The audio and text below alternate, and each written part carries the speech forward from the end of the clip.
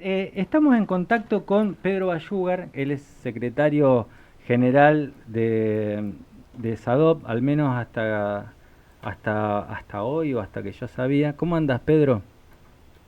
¿Qué tal? ¿Cómo andás? Bien, bien. Pero muy bien, muy bien. Varias cosas. A ver. Ayer hablábamos también con gente de AMSAFE Rosario, después veíamos un comunicado de AMRA Santa Fe, y se nos ocurría preguntarnos algo con respecto a las paritarias a nivel general e histórico, si se puede decir. Eh, ¿Por qué la parte sindical o la parte obrera no lleva, por ejemplo, en este caso, a una paritaria de empleados públicos con el Estado, en donde es raramente quien tiene que ser el árbitro, parece que es más de parte, pero ¿por qué no llevan una propuesta y decir, mira, nosotros creemos que el movimiento obrero o los docentes necesitamos esto del gobierno para tener mejores condiciones de trabajo, un salario digno, etcétera, etcétera? ¿Por qué eso no ocurre? ¿Es una cuestión técnica, una cuestión estratégica? ¿Por qué no ocurre, Pedro? No, no, sí, sí. Nosotros el Ajá. lunes lo que le dijimos al ministro, a los ministros de Trabajo y de Educación que estaban allí presentes, y a los funcionarios le dijimos lo que queríamos. Se lo Ujú. dijimos, si se quiere, conceptualmente, no se lo dijimos exactamente en los números. Para nosotros dentro de la docencia tenemos un escalafón muy amplio. Ujú. No entramos en detalles, eso se aborda en las comisiones técnicas. Y le dijimos tanto de lo que queríamos salarialmente como de lo que queríamos en algunos otros aspectos. Ujú. De todo eso, más lo que elaboremos en las comisiones técnicas, el gobierno nos va a hacer una propuesta el lunes que viene, que nosotros aceptaremos o rechazaremos a través de procedimientos internos de democracia que tenemos Ujú. ya establecidos. Y bueno, ahí termina la historia, pero sí, nosotros dijimos lo que queríamos. ¿Y Sí, qué claro es que lo que sí. están, básicamente en promedio, qué es lo que creen que sería una medida más o menos exacta como para emparejar los niveles de inflación? Nosotros lo que pretendimos es un porcentaje equivalente al del primer semestre, Ujú. teniendo en cuenta que el Banco Central establece o presume Ujú. o estudia, investiga sobre una inflación del 100% para este año. Entonces nosotros llegamos hasta este momento con el 50% de incremento salarial. Lo que pretendemos es un incremento equivalente con cláusula de actualización automática cuantas veces sea necesaria, así se lo dijimos, de manera tal de poder ganarle a la inflación. Es decir, Claro. recomposición salarial más esa cláusula de actualización automática, no una sola vez como la tuvimos en el primer semestre, sino cuantas veces sea necesario. O sea, esa cláusula vendría a ser lo que conocemos vulgarmente como la cláusula gatillo. Es mejor que la cláusula gatillo porque la Ujú. cláusula gatillo se aplicaba a los 2 meses. Esta Ajá. se aplica inmediatamente. O sea, inmediatamente sería en el mes. O sea, la próxima liquidación del Claro, es sueldo. decir, Ujú. nosotros vamos a conocer aproximadamente el 15 de agosto la inflación de julio. Cuando cobremos agosto, cobramos con el índice de actualización Claro, y acordado. en eso parece que hay un consenso también por parte del gobierno. Parecería que hay un consenso, digo, por algunas declaraciones públicas que se hicieron. Agosto, que está en su mes, no declara mucho, pero bueno, está sentado arriba de la caja, pero parecería que el gobierno en sí o el gobernador Perotti está decidido a dar ese paso. Aparentemente sí. No hablamos de un porcentaje en particular, Ujú. pero sí hablamos de un porcentaje equivalente para la recomposición salarial y la cláusula como forma o como paraguas de garantía de no perder frente a la inflación. Lo llevo a otro tema, a otra pregunta que incluso se lo había comentado, que le quería preguntar. Acá lo hemos charlado alguna vez, pero hay una situación que se da en la comunidad educativa, ya ni siquiera digo en la escuela, que tiene que ver con lo que se da a llamar por abusos sexuales que se dan en el ámbito institucional, pero yo lo quiero tirar al lado de las denuncias sobre supuestos abusos sexuales que se dan en las instituciones y que además de tener una cuestión o una consecuencia judicial y penal, tiene una consecuencia social, cultural y laboral. Y pregunto, hoy los docentes que usted conoce, que usted puede ver, ¿tienen miedo de lo que pueda pasar más allá de lo que hagan o dejen de hacer con respecto a esta conmoción generalizada, a que puede ocurrir en la escuela cualquier cosa? ¿Tienen este temor en la diaria? Yo digo que están muy prevenidos, muy advertidos.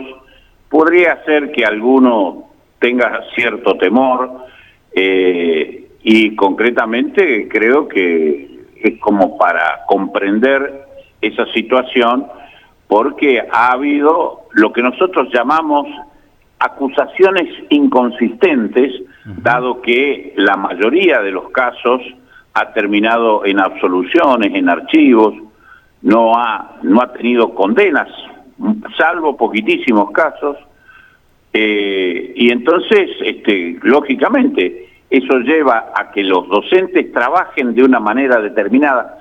Hay algunos docentes de algunas escuelas que hasta han pedido que se le coloque cámaras en el aula para ser utilizadas como prueba propia de la conducta que tienen en el aula, y son todas consecuencias de esos temores, de esas prevenciones, de esas advertencias que toman lógicamente frente a estas acusaciones inconsistentes.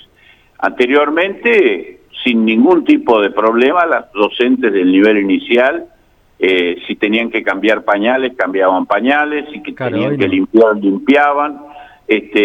Hoy todo eso se va dejando de lado, y cuando el pibe se hace caca o se hace pichí, llaman a la familia, venga, cambie, es terrible. Haga lo que tenga que hacer. Yo no toco, no quiero tocar, no quiero entrar en contacto, porque el temor es cierto y tienen esa prevención. Ni hablar de un gurí que llega, qué sé yo, con 7, 8, 9 años de la casa angustiado, y ya ese abrazo reparador que podía dar un docente ya también está, no, mejor no, porque mira lo que le pasó a Cachito, lo que le pasó acá en la Sara Faisal, en el Faisal. Yo recuerdo una madre que salía de un jardín y le preguntan en la televisión si ella cuidaba a su hija y cómo la cuidaba y cómo atendía esas situaciones con relación a su hija, y la madre decía casi orgullosamente: lo primero que le pregunto yo a mi nena cuando la retiro del jardín es: ¿te tocaron? ¿Alguien te tocó? Claro, y ella llorando responde: no, nadie ni siquiera me dio un abrazo, ¿no? Claro, digo, y ella puede responder: ni siquiera me dieron un abrazo. Y sí. O sea, realmente... Hay una pedagoga que escribe sobre este particular, y es cierto que lo dice: hay una suerte, una cultura de la sospecha, en donde de todo la culpa la tiene el docente.